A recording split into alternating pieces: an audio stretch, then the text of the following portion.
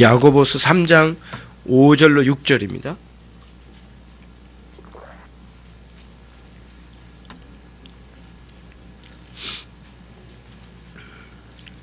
야고보서 3장 5절로 6절, 5절의 중반쯤에 보시면 하반절에 거기서부터 6절까지 제가 읽어드리겠습니다.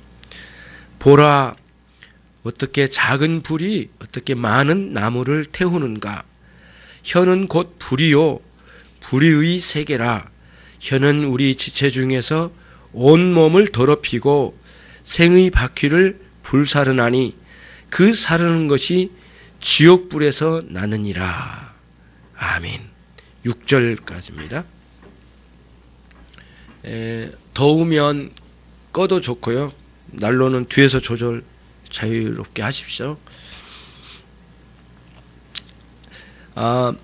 지난주에도 같은 맥락의 혀의 그 해악성에 대해서 말씀을 드렸어요. 오늘은 그 혀의 해악성 중에 그 악의를 품은 혀, 다시 말하면 악의는 그 남을 해치려 하거나 미워하는 마음에서 나오는 말입니다. 악의.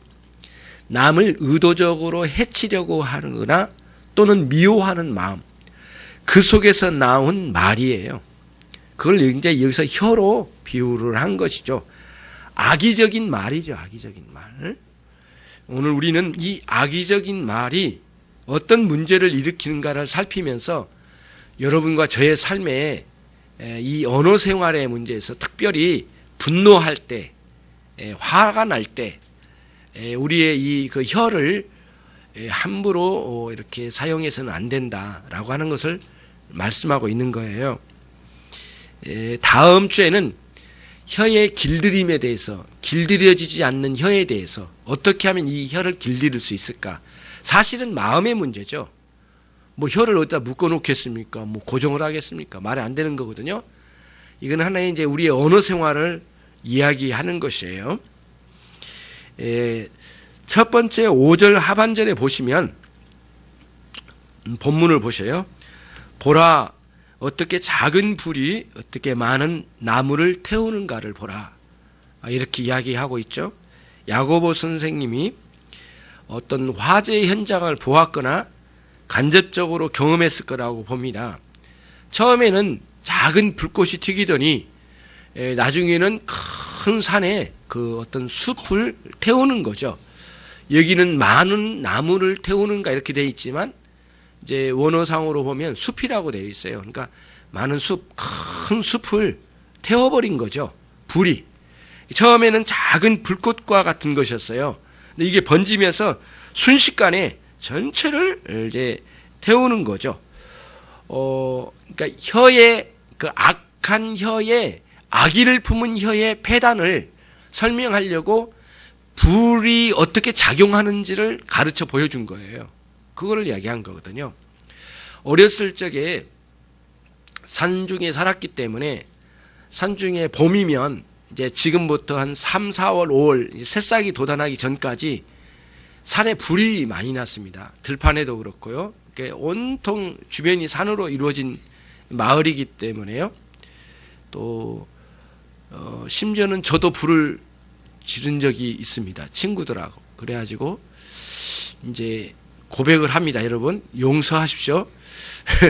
세월이 많이 흘렀지만 이제 공개합니다. 친구들과 같이 이제 학교를 갈 때, 초등학교로 갈 때 산을 넘어서 갑니다. 근데 이제 이렇게 추운 겨울에는 정말 견디기 힘들어요. 그래서 좀 영악한 친구들은 항상 호주머니에 불을 지필 수 있는 성냥개비를 항상 가지고 다녔어요. 예. 그러면 이제 어른들이 그걸 못하게 하지만 금기사항이지만 그래서 학교에서도 호주머니 아주 갑자기 호주머니 검사를 한 경우가 있습니다. 호주머니 검열. 그래서 모두 이 호주머니를 다 이렇게 다 뒤집어 놔. 이렇게 이야기해요. 그러면 다 내놓고 다 앞에 꺼내놓고 이제 그리고 손 얹고 바로 검수 들어가는 거죠. 왜냐하면 이게 이제 산불이 많이 나고 그런 거죠. 친구가 하굣길에 성냥개비를 가지고 내가 불을 피울 테니까 준성이가 그거를 잘 지켜. 그리고는 불을 피웠습니다. 바람이 좀 불고 바로 뒤에는 묘지도 있고 산도 큰 산이 있는데 피웠죠. 친구가 피워놓고 잠깐 저 멀리 화장실은 없죠. 이제 소변을 보려고 저 모퉁이에 갔는데 불이 훌훌 타고 있는 거예요. 그래서 그 친구가 올 거라 생각하고 나도 또 이제 소변 보러 간 거죠. 근데 불이 혼자 타고 있는 거예요. 그래서 친구들 5명인가 있었는데 서로 미루고 하다가 어떻게 불이 혼자 타고 있는데 간수를 못했죠. 이렇게 이제 소변을 보고 돌아왔더니 불이 번지기 시작한 거예요. 어린 나이에 너무 겁이 나가지고 소나무로 막 끄다 보니까 이 불똥 같은 게 밖으로 튀어나가거든요. 잘못하면 때리고 가만히 있어야 되는데 때리고 올리면 튀어나가는 건데 이게 해가지고 이렇게 뭉개야 되는데 말이죠. 태고 탁 치면은 밖으로 튀어나가요, 불똥이. 그런 경우가 많거든요. 그래서 이제 산불, 오히려 그래가지고 산불이 번졌어요. 그래가지고 5놈이 죽도록 도망갔습니다. 도망가가지고 각자 집에 들어가가지고 하루 종일 그 다음날 학교 가는 날까지 집에 나오지도 않고 각자 숨어 있다가 아무것도 모르는 척하고 이제 그 다음날 등교를 한 거죠. 그래서 서로의 눈빛을 보면서 이제 회심의 미소를 띠면서 이제 학교 등교를 한 거예요. 그 다음날 다 타버린 산을 돌아서 이제 학교를 간 거죠. 그리고는 이제 오랜 세월 동안 5사람이 입을 딱 다물고 말 한마디 않고 있다가 있죠. 최초로 제가 고백을 하는 겁니다. 큰 산을 태워 먹었습니다. 그래가지고 이제 문제 많죠. 뭐 그 친구들 뭐 같이 저랑 저 포함시킨 겁니다. 굉장히 무섭더라고요. 그 불이 타오르는데 너무 처음에 끌려고 그 5놈이 이제 모여서 막 난리가 났습니다. 초등학교 3, 4학년 때니까 온몸을 다해서 막 끌려고 막 하고 막 울기도 하고 그 성냥개비 가지고 오는 아예 이제 자기가 총 책임 있는 줄 알고 막 울고 난리가 났어요. 이제 막 끄고 난리가 났는데 너무 걷잡음 없이 확 올라가니까 도저히 안 되니까 친구하고 이제 이래서는 안 되겠다. 도망가자. 그래가지고 타고 있는 산을 두고 도망간 거죠. 아주 큰 산을 다 태워 먹었어요. 이제 그런 기억이 나요. 그래서 항상 이 본문 이제 야고보서 3장 5절 6절을 읽을 때마다 항상 그게 생각이 나는 거예요. 그때 산을 다 태워 먹었던 그런 기억이 나는데, 그러니까 야고보서 선생님도 이 부분을 보았던 거예요. 이제 작은 불씨가 전체를 다 태워 먹은 거죠. 이제 다시 말하면 우리 아기를 품고 상대가 이제 자기를 마음 상하게 했거나 아니면 어떤 상황이 주어졌을 때 용서하거나 너그러움으로 대하지 못하고 자기 마음에 독한 마음, 남을 해치려거나 미워하는 마음이 극하게 올라와서 그 사람에게 말로 표현을 한 거죠. 여기서 말한 것은 그거예요. 지금 그 혀예요. 그냥 혀라고만 돼 있지만 그런 악의를 품은 혀를 말하는 겁니다. 그러면서 바로 이어서 6절에 이제 혀는 곧 불이요라고 이렇게 되어 있죠. 예. 이게 은유법이잖아요. 무엇은 무엇이다. 이렇게 은유로 말하는 건데 이 은유법으로 말한 거예요. 혀는 불이다. 아주 굉장히 아주 강하게 이제 은유법을 써서 우리에게 이제 심겨주려고 우리 마음에 깨달아서 마음에 심겨주려고 이 악한 혀의 문제성을 불로 비유를 해서 이렇게 이제 우리를 가르치려고 이렇게 본문 말씀에서 주어지고 있는 것을 보게 됩니다. 여러분과 제가 이제 이 악한 마음에서 나온 혀의 활동 이 문제인데 말이죠. 잠언 18장 21절 말씀에서 이런 말씀을 잘 들어보세요. 죽고 사는 것이 혀의 힘에 달려있다. 혀를 쓰기 좋아하는 자는 혀의 열매를 먹으리라. 죽고 사는 것이 혀의 힘에 달려있나니 혀를 쓰기 좋아하는 자는 반드시 그 혀의 열매를 먹으리라. 그러니까 자기가 내뱉은 말에 대한 결과를 반드시 그는 만나고야 만다는 거예요. 악하게 말하면 악한 결과를 가지고 오게 될 거고요. 선하게 말한 자는 선하게 가지고 온다, 이런 말씀이죠. 그러니까 그 결과가 있는 거죠. 왜냐하면은 말이라고 하는 것은 반드시 누구에게 들으라고 하는 말이거든요. 들려주면 상대방도 인격체가 있기 때문에 그 상대방이 그 말을 듣고 난 다음에 반응이 항상 오게 돼 있어요. 그렇기 때문에 열매를 반드시 먹고야 만다는 거예요. 필연코 결과를 얻고야 만다는 것이에요. 그러면서 지혜자가 생각하기에 혀를 가지고 어떻게 활용했느냐에 따라서 어떤 때는 사람이 죽기도 하고 살기도 하더라는 것이에요. 그것을 여기서 이야기하고 있는 것이죠. 70년도쯤에 있었던 사건으로 알고 있습니다. 춘천에 문방구 아저씨 사건이 있거든요. 동네 논두렁에 초등학생 어린아이가 성폭행 당하고 처참하게 죽임을 당했어, 어린아이가. 근데 그 어린아이의 부모가 파출소 소장인가 경찰서 소장인가 그럴 거예요. 소장의 아버지가, 그 어린아이 아버지가. 그래가지고 그때 당시에 굉장히 크게 이제 신문에 나고 굉장했습니다. 그래서 이제 박정희 시대 때인데, 박정희 대통령 시절인데, 그때 이제 이 파출소 소장의 딸이 이렇게 죽임을 당했다는 것에 대한 그 치안에 대한 경각심을 불러일으키자 해서 한 달 내에 범인을 잡아내라, 이제 위에서 명령이 내려진 모양이에요. 그래서 경찰서 직원들이 모두 동원돼 가지고 범인을 잡으려고 하는데 아무리 잡으려고 해도 못 잡겠는 거예요. 그래가지고 한 달 내 못 잡으면 모든 경찰서 고위직에 있는 사람 다 목을 잘라버린다고 그랬거든요. 그러니까 겁이 나니까 한 달 내에 못 잡으니까 그 기간 내에 범인을 잡아낸 거예요. 억지로 만들어낸 거죠. 그랬는데 그 어린아이, 죽은 아이의 손에 뭐가 있었냐면 그 주변에 있는 문방구에서 파는 그 이렇게 물건 하나, 이제 필기도구나 이런 거겠죠. 하나를 들고 죽었어요, 아이가. 그거 증거로 해서 범인을 몰아가서 만들어낸 거예요. 이 나쁜 경찰들이 만들어내가지고 문방구 아저씨 30몇 살 되는, 결혼도 하고 어린아이도 있고 아내도 있고 친인척들 다 있는 같은 집안 사람들이 같은 동네에 살 거 아니에요. 그런 우리처럼 평범한 사람인데 살인자로 몰아가지고 거짓 증인을 세워서 이 사람을 매도해서 죽였습니다. 죽인 건 아니고요. 그래서 법정에 세웠는데 37년 다 살고 몇 년 전에 출감했습니다. 그래가지고 다시 인권위원회에 제소를 해서 무죄 판결이 났는데, 그 사이에 너무 처참하게, 나는 그거 읽으면서 막 눈물이 나더라고요. 아내는 멀리 떠나버리고, 그리고 자살해서 죽었던가 아무튼 그렇고, 어린아이들은 그때 당시에 어디론가 거름뱅이처럼 버려지고 온 사방에 돌아다니다 흩어지고 소식을 알 수 없고, 자기 형제, 동생들, 형들 모두 연락 끊고, 자기 부모님은 화병으로 돌아가시고, 그 집안이 풍지박산이 돼버린 거예요. 완전히 풍지박산이 된 거예요. 37년 후에 무죄 판결, 무슨 의미가 있겠느냐고요. 이분이 참 억울하게 37년 동안 그 억울함이 더 컸을 것 같아요. 그렇죠?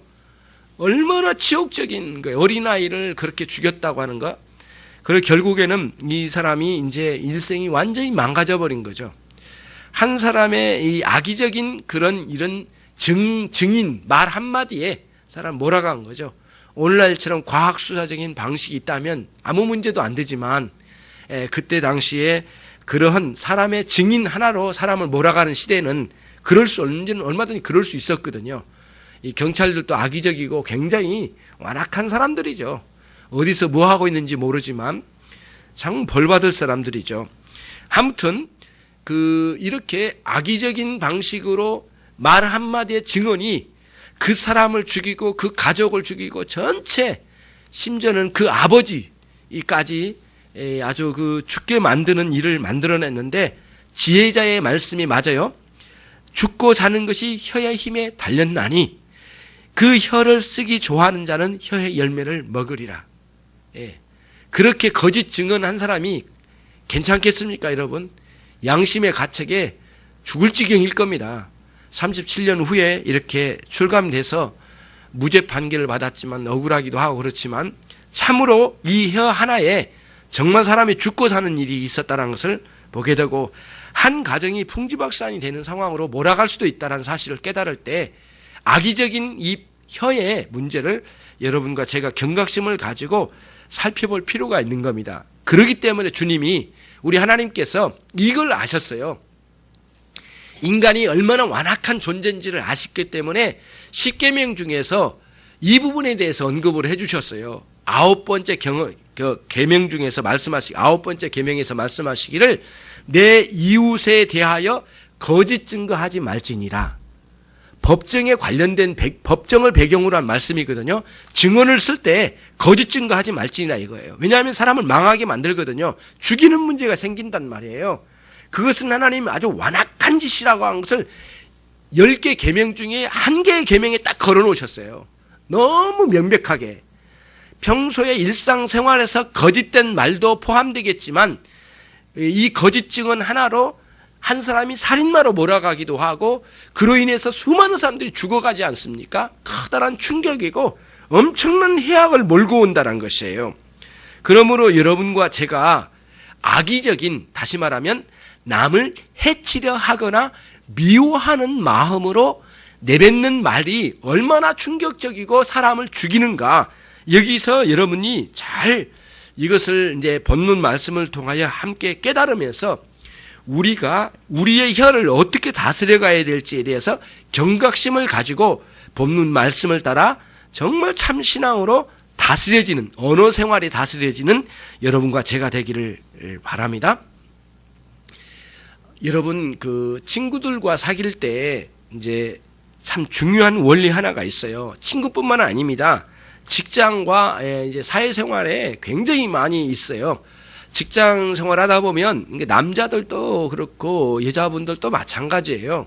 모이는 곳에는 이게 말을 너무 이렇게 악의적으로 한 사람들이 있어요. 그럼 절대 안 되는 거예요. 특히 예수 믿는다고 표를 붙이고 다니면서 직장에서 돌아다니면서 남을 씹고 욕하고 하는 일이 아주 심각하게 있는 분들이 있는데 그건 인간도 아니에요. 인간 아니에요. 그래서는 안 되는 거예요. 어디 그리스도인이 그런 짓을 하냐고요. 그래서 사람들을 모함하고 한 직장 안에 있는 동료를 다른 사람에게 모함해서 거짓말로 꾸며내서 사람을 막 매장하고 그래서 남들이 승진한 것을 가로막고 자기의 승진 케이스를 가로채는 이런 악행들이 직장 안에서 비일비재하게 있어요, 여러분. 예. 저도 직장 생활 5년 해봤는데요. 아주 악의적이고 아주 악한 그런 무리들이 있죠. 그런데 예수 믿는다고 하는 그런 사람들이 또 그런 짓을 하니까 얼마나 악한지 몰라요. 하나님의 이름을 아주 모욕을 주는 그런 악행들이 있다 이거예요. 결코 그래서는 안 되겠다 이런 말씀이에요. 여러분, 우리는 악의적인 마음을 품고 가지는 않았다 할지라도 평소에 이 언어 생활, 말 관리를 잘 해야 되는데 그 중에 하나가 무엇이냐면은 남에 대해서 말할 때는 반드시 칭찬을 해야 돼요. 칭찬 줄 만한 것이 없으면 하지 말아요. 칭찬을 할 게 있으면 칭찬하고 칭찬할 게 없으면 하지 말아요. 안 하면 뭐 어떠나요? 그리고 반드시 그 상대가 없을 때에는 더욱더 주의를 많이 해야 돼요. 솔직히 다 하고 싶은 말이면 상대가 있을 때 말을 해야 되죠. 그래서 해결을 봐야 되지만 상대가 없을 때 우리가 돌려서 다른 사람에게 말을 전달할 때 악의적이까지는 아닐지라도 부정적이고 비판적인 내용이 가면 이게 듣는 사람이 또 악심을 품고 조금만 더 키워버리면 마지막 최종적으로 거명된 그 사람에게는 엄청난 충격으로 와닿습니다. 거기서 모함이 나오고 그런 거 있거든요. 처음에는 별로 큰 심각한 이야기는 아닐지 몰라도 조금이라도 부정적인 이야기로 갔다가 넘어갔다 하면 문제가 심각해집니다. 항상 그런 상황에서는 그런 친구들을 위하여 긍정적이고 복된 그런 말들로 이렇게 대화하는 대화의 기법이 필요해요. 기본적인 예의고요. 우리 언어 생활의 기본기예요. 기본기가 없으면 안 되잖아요, 여러분. 기본기도 없이 무슨 생활을 하냐고요. 남을 막 씹고 이렇게 해서는 안 된다는 것이죠. 그래서 함부로 말하는 굉장히 위험성이 많고요. 심지어는 교회에서 기도 내용을 나눈다고 하면서 이렇게 하고 이렇게 그룹을 지어가지고 하는데 그 굉장히 위험성도 많고요. 이제 기도 생활은 참 중요한데 어떻게 사람들에 대해서 논할 때 위험성이 많아요. 그래서 제가 이제 오늘 드리는 말씀을 잘 여러분들이 가져가야 돼요. 뭐냐면은 지식은 분별력을 가져요. 아, 저분이 옳고 그르다. 옳다 저건. 그리고 아, 저건 그르다. 이렇게 표현을 구별을 할 줄 알거든요. 분별력을 가져요. 지식은. 근데 분별력만 가지면 안 돼요, 여러분. 반드시 사랑의 능력을 가지고 있어야 돼요. 지식에는 사랑이 안 따라가면 안 돼요. 지식만 가져가면 굉장히 문제가 많이 발생돼요. 무슨 말씀이냐면은 어떤 사람에 대하여 옳다, 그르다, 분별력을 갖는 것은 우리 지식으로 분별력을 해요. 분별을 해요. 그 다음은 사랑의 능력이 우리 안에 있어야 돼요. 그러면 그릇된 것을 볼 때에 사랑으로 품어낼 수 있어야 되거든요. 용서, 용납이라는 부분이 있어야 돼요. 이 기능이 못 따라가면 지식 하나로만 가면 안 돼요. 그러면 관계 형성 절대 안 됩니다. 그래서 지식은 교만하게 하고 사랑은 덕을 세우나니 그렇게 사도 바울이 이야기했던 이유가 거기에 있는 거예요. 그래서 여러분 분별력을 안 가지면 안 돼요. 그것 가져야 돼요, 물론.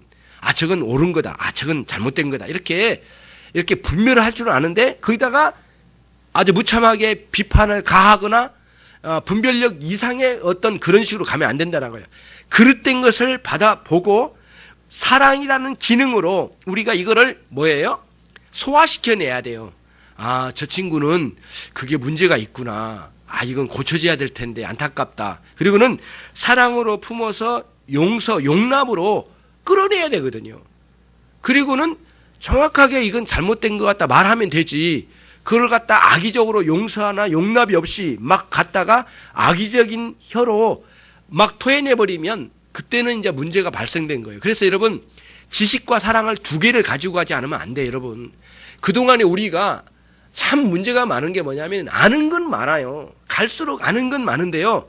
이 정보가 굉장히 많이 서로 소통이 잘 되기 때문에 지식은 참 좋아요. 사람들이 갈수록. 사랑의 기능이 약화됐어요. 갈수록. 그렇지 않습니까, 여러분? 굉장히 위험스러워요. 특히 이제 연세되신 분들이 위험성이 뭐냐면은 젊은 사람보다는 그래도 경험적 지식이 많아요. 인생살이에 아는 게 많으시거든요, 이제는. 그렇기 때문에 쉽게 분별이 딱 되는 거예요. 그러니까 갈수록 사랑이 있어야 되는 사랑이 빠지면 분별이 되니까 바로 나오는 거예요. 이게 나오는 거예요. 악의적인 비판이 막 쏟아져 나온 거예요. 그러니까 이게 문제가 되는 거예요. 혀를 다스려야 돼, 혀를. 정말 앞으로 우리의 일생에 예수님을 영광스럽게 섬기고 싶은 사람이라면 혀를 다스려야 돼, 혀를. 예.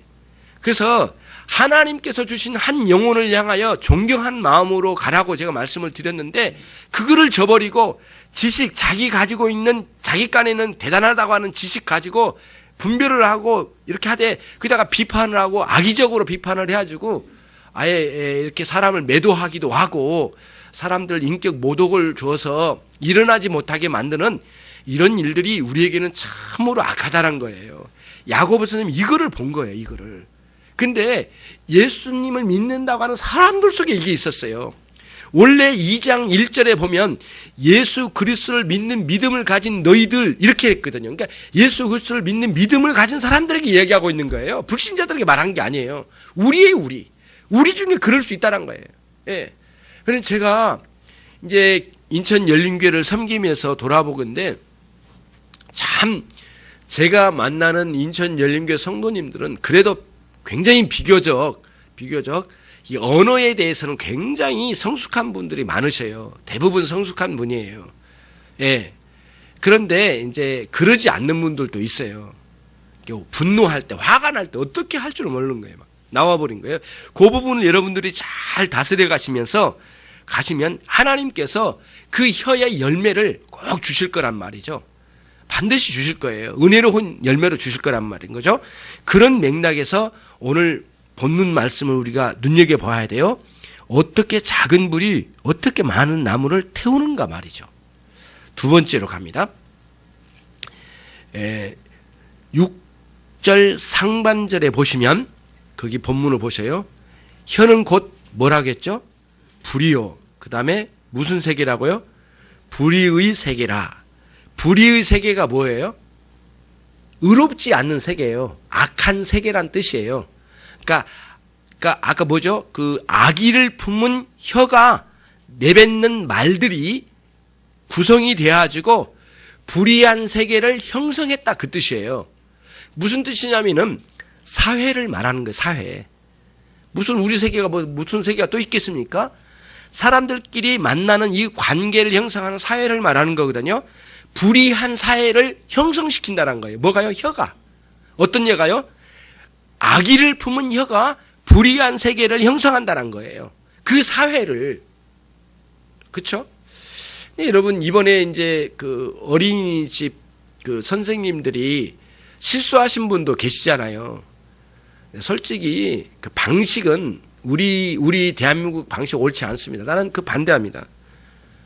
좀 와서 변명도 할 기회도 주고 좀 이야기도 하고 그리고 눈물 위에 사죄도 하고 그 기회도 안 줘요. 그냥 막 완전히 매도를 해가지고 뭐 사람 막 다 죽을 때까지 막 그렇게 밀고 가고요. 구속되고 난 뒤에 개선점 하나도 안 나와요. 다 묻어놨어요. 한 번도 어떻게 하면 개선해야 될까 따지고 들어가는 사람도 없어요. 오히려 지금이 중요하잖아요. 제도를 고치고 그 안에 법도 고치고 그 다음에 선생님들의 교육을 어떻게 향상시켜야 될지 물론 하겠지만 겨우 한다는 게 이제 몇 가지 제도가 나오긴 했잖아요. 그런데 결국에는 어려운 문제예요. 예. 제가 죄송스럽지만 그 어린이집 선생님들이 받는 이 페이가 너무 적어요. 너무 적어요. 예. 그 수고에 비하면 제가 알기로는 제가 이제 우리 교회도 어린 선생님 계시니까 말씀드리는데 아침 일찍부터 늦게까지 때로는 야근까지 하면서 아이를 돌보는데 단 한순간도 멈추지 못한답니다. 화장실도 제대로 못 간대요. 얼마나 긴장되는지. 그리고 이렇게 아이들을 다스리는데 애들이 말을 잘 안 듣잖아요, 요즘은. 그렇기 때문에 이렇게 소리를 지를 수밖에 없고 상황이 많대요. 지독하대요, 그게. 그러니까 얼마나 근데 이게 목이 다 새가지고 돌아다니 우리 선생님들이 늘 피곤에 찌들었어요. 예. 그런데 너무 페이가 적어요. 제가 볼 때는 300만 원 이상은 가야 된다고 보거든요. 예. 그러지 않으면 아이를 맡길 생각을 하지 말아야 된다고 생각해요. 이 나라가 좀 뭐랄까 제도적으로 바꿔가야 될 부분도 있고 왜 갑자기 어린이집으로 갔는지 모르겠지만 아무튼 이 사회가 이 불의한 세계를 구성해 나가잖아요. 인터넷이나 이 각종 매체를 통해서 지금 하고 있는 방식이 너무 무섭잖아요, 여러분. 여러분 중에 한 분이 실수를 해가지고 무슨 일을 저질렀다. 그런데 온 국민이 담배 들어서 죽이려고 덤벼든다. 얼마나 무서운 일이에요. 실제로 그랬잖아요. 굉장히 무서운 일입니다. 그러니까 용서가 없는 시대에 갈수록 용납을 안 해요. 그런데 여러분과 제가 이제 가져가야 될 게 뭐냐면은 지식은 굉장히 수준이 높아집니다. 막 아는 게 굉장히 많아요. 굉장히 많은 걸 알아요, 사람들. 그렇기 때문에 분별력은 대단합니다. 사랑의 기능은 약화됐어요. 갈수록. 앞으로 더 그럴 것 같아요. 위험스러움이 굉장히 많아요. 그래서 이제 어떤 문제가 발생되면 그거를 끌어안고 용납하고 용서하고 자신이 돌이킬 수 있는 상황 좀 기회를 줘야 되거든요. 이렇게 좀 기다려볼 필요도 좀 있어요. 좀 그러면서 이렇게 해야 되는데 용납하는 사회가 아니에요. 완전히 매장시켜요. 한번 걸려들었다면 거의 죽음이에요. 죽음. 그런 상황이거든요. 실수 없는 사람이 없다고 지난주에 말씀에 나왔잖아요. 우리 중에 실수 없는 사람이 없다고 그랬는데 정말 무서울 정도예요. 그러니까 이런 악한 혀들은 수많은 사람들이 한 사람을 매도해서 그렇게 멸망시키잖아요. 이런 혀들이 모여서 불의한 사회를 구성한다라고 하는 의미에서 불의의 세계라 이렇게 했어요. 혀는 불의의 세계라 아예 그렇게 말을 했어요. 아예. 예. 이게 은유법이잖아요. 무엇은 무엇이다. 딱 정해져요. 강하게 강조해서 가르치려고요. 혀는 불이다. 그 다음에 혀는 불의의 세계다. 이렇게 딱 정확하게 이야기했어요. 그러니 여러분 불의한 세계를 만드는 게 말로 인해서 이루어지고 있는 거예요. 이 말이라고 하는 언어라고 하는 것은 하나님이 주신 선물이잖아요. 정말 아름다운 말을 서로 나누어서 아름다운 사회를 구성해서 아름다운 가정, 교회 각종 사회를 구성해서 아름답게 구축하고 이 입으로 하나님을 찬양해라고 이렇게 주셨잖아요. 입을. 거기에 쓰지 않고 말이죠. 아주 그 불의한 세계를 구성해 나가는 그런 일들이 많다는 거예요. 그러니까 오늘날 가정이나 교회나 직장의 문제는 거의 대부분 혀의 문제입니다. 혀의 문제예요. 거의 대부분의 혀의 문제가 있어요. 그래서 토마스 왓슨 목사님이 십계명에 대한 그 주석을 달고 또 강해를 한 그 설교문에 보면 아주 중요한 말씀이 한 구절이 생각이 나요. 십계명을 전체를 해설을 해 나가는데요. 지금 기억해 두십시오. 다른 죄도 있지만 모든 죄악 속에 사람의 입으로 나오는 거짓말이 있다. 잘 생각해 봐요. 살인, 간음, 온갖 더러운 죄악들이 있잖아요. 그 속엔 거짓말이 항상 동행한대, 거짓말이. 예. 그야말로 약방의 감초잖아요. 어디나 거짓말이 들어있는 거예요. 예. 거짓말은 항상 있어요. 이게 이렇게 끼어져 있는 거예요. 이 혀의 악함이 어디에나 내재되어 있는 거예요. 가정이나 교회나 직장의 모든 문제가 이 거짓말이에요. 예. 진솔하지 않아요. 항상 정직한 삶으로 가야 되는데 이 혀가 그렇게 된 거죠. 그런 면에서 여러분과 제가 한 가정의 구성원으로 있은 여러분들이 그 가정에 정말 평화를 가져오는 신자가 돼야 되지 않겠어요? 그러면 진실한 말과 고운 말과 위로의 말과 남을 붙들어주는 말로 꽉 채워져야 돼, 여기에. 화가 날 때도 잘 다스리고 인정을 해요. 아, 저 사람이 왜 저렇게 했는가 다 모르겠지만 우선 인정해. 아, 그럴 수도 있겠구나. 그러면 내가 좀 안정될 때 이야기를 나눠봐야 돼. 이렇게 하면 되는데 같이 욱해버리면 이게 이제 문제가 되는 거죠. 여러분과 저에게 혀를 다스리는 문제가 아주 중요하게 커요. 혀를 잘 다스린 사람은 거의 반은 성공한 사람이라고 보여져요. 신자의 삶에 가장 많이 활동하는 게 혀거든요. 혀가 가장 많이 활동을 해요. 근데 가장 많이 실수를 해요. 그렇기 때문에. 참 위험스러워요. 그렇기 때문에 혀는 불처럼 처음에는 작은 내용이었지만 나중에는 커다란 불길이 타올라서 산을 다 태워버린 것 같은 상황이 오게 되는 거죠.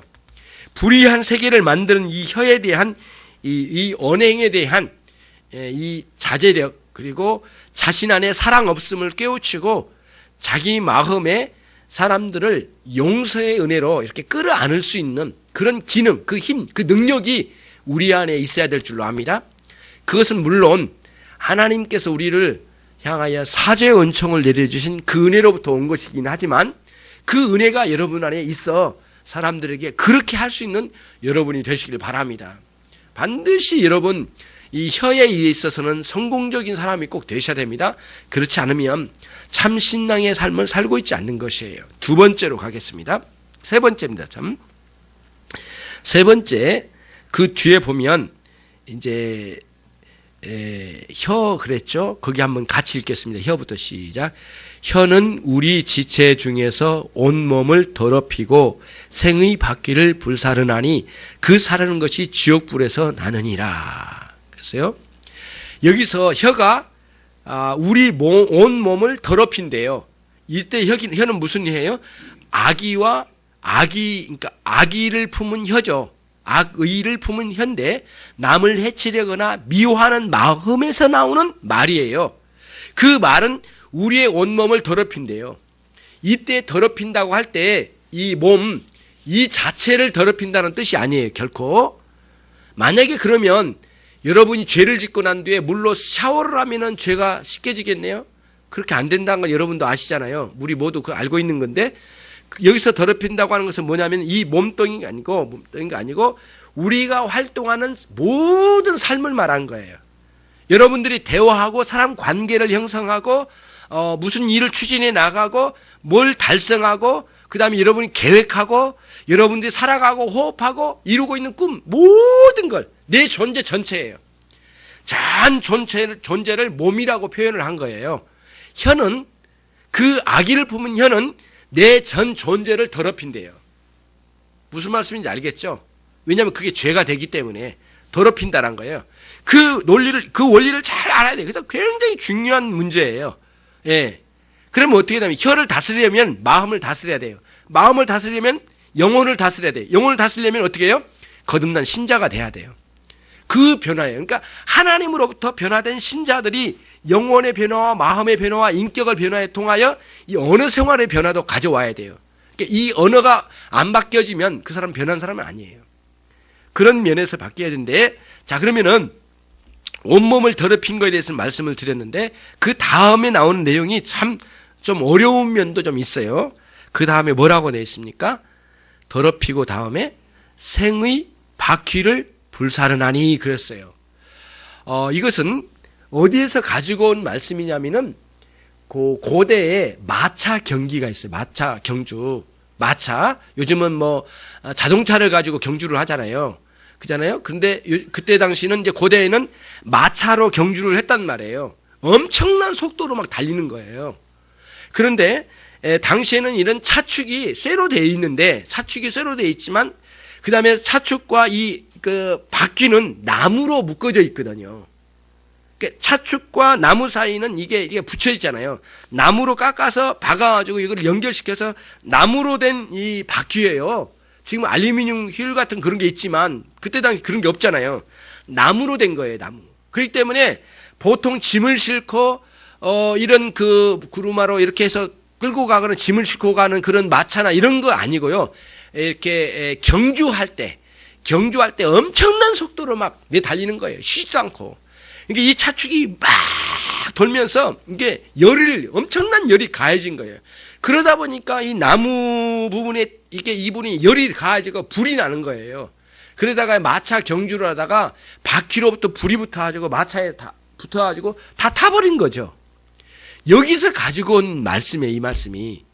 예, 그리고 그거를 적절하게 여기다 집어넣었어요. 그러면서 이제 야고보서님이 말한 거예요. 생의 바퀴래요. 그러면 우리 인생의 바퀴인데, 바퀴는 굴러가는 거잖아요. 굴러가는 건데, 우리 인생의 전 과정을 말하는 거예요. 아까 앞부분에서 뭐라고 했느냐면은, 불의의 세계를 이룬다고 했잖아요. 동시대의 사회에 불의한 세계를 형성한 걸 말했다면, 지금 뒤에서 말하고 있는 생의 바퀴를 불사르나니라고 하는 것은 약간의 긴 시간의 개념이 있어요. 과정이에요. 무슨 뜻이에요? 한 사람의 인생이 지금부터 시작해서 몇십 년까지 계속되잖아요. 이렇게 긴 시간의 개념이에요. 앞부분에서는 동시대의 한 사회를 말한다면, 공간적인 개념이라면 지금은 뭐예요? 시간적 개념이에요. 긴 시간 동안. 이 혀가 고쳐지지 아니하고 이 불의한 마음을 품고 놀리는 이 혀로 인해서 긴 세월 동안 한 사람이 망가지게 된다는 거예요. 불사르게 된다는 거예요. 꼭 불만이 아니겠죠. 인격이 파손되고 이게 사람 관계 다 깨지고 엉망이 되는 거예요. 혀 놀림으로 인해서 가정이 파탄나라고 이 한 공동체가 무너지기 시작하는 거예요. 혀예요. 굉장히 중요해요. 그래서 앞으로 교회에서 우리가 훈련받아야 될 게 이 혀예요. 함부로 말하거나 아무렇게나 비난하거나 말하지 마요. 잘못된 것은 말씀을 하셔요. 이건 잘못된 것 같습니다, 집사님. 이건 고쳐주셔야 되겠는데요. 말은 해요. 그러나 그거 가지고 비난해가지고 남들에게 옮겨서 막 비난하고 그러지 말라고요. 우리 교회 성도님은 그런 거의 없는 걸로 알고 있어요. 그러지도 않아요. 그러지만 우리가 여기서 잘 훈련받아서 이 세상으로 나가서 이 불의한 세계에 뭔가 좀 횃불이 돼야 되잖아요. 비춰주는 횃불이 돼야 되지 않겠습니까? 그런 맥락에서 생의 바퀴를 불사르나니 라고 하는 말씀이 여기에 주어진 거예요. 굉장히 중요한 말씀이에요. 오늘 말씀이 우리의 신앙과 우리의 인격과 신앙으로 인한 인격과 우리의 언어 생활에 관한 중요한 부분이에요. 자, 그런 말씀이 이제 되겠어요. 마지막으로 말씀을 한번 정리를 해볼 텐데요. 제가 그 시인이 있는데 1807년도에 태어나서 1882년도에 돌아가신 분인데 그 롱펠로우의 그 화살과 노래라는 시 한 편이 있습니다. 이걸 읽어드리면 여러분 감동되실 거예요. 잘 들어보세요. 나는 허공으로 화살을 쏘았네. 어딘지 모르지만 땅에 떨어졌네. 너무도 빨리 날아갔기에 눈은 그것을 따라갈 수 없었네. 이게 이제 첫 번째예요. 두 번째 달라고 하면 나는 허공에다 노래를 불렀네. 어딘지 모르지만 땅에 떨어졌네. 날아가는 노래를 따라갈 만큼 누군들 날쌘 눈을 가질 수 있으랴. 두 번째 단락이에요. 이제 세 번째 단락입니다. 먼 훗날 느티나무에 박힌 부러지지 않는 그 화살을 찾았네. 한 친구의 가슴 속에서 처음부터 끝까지 남아있는 나의 노래를 찾았네. 이 정도면 감동이 가지고 해야 되는데 안 하시면 제가 이제 목소리도 별로 안 좋고 이제 잘 전달도 안 되고 그랬겠지만 이제 의미는 이거잖아요. 롱펠로우의 그 시가 참 많아요. 인생의 창가 굉장히 좋은 시가 많더라고요. 검색해 보면 많이 나와요. 한번 읽어보시면 좋겠는데 하버드대에 이제 의학부에서 강의하신 교수였더라고요. 1800년도에 이렇게 화살을 쏘았는데 휙 날아가가지고 어디에 꽂혔어요. 그래서 그 뭐랄까 이거 화살 만들기 쉽지 않으니까 또 찾으러 갈 거 아니에요. 아무리 찾아도 없는 거예요. 못 찾았어요. 놔뒀어요. 그게 먼 훗날 들판을 돌아다봐 했더니 느티나무의 밑둥에 딱 꽂혀 있는 거예요, 이게. 그 느티나무에 딱 꽂혀 있는데 이 느티나무가 얼마나 이 상처의 아픔을 가지면서 꽂혀 있냐고요.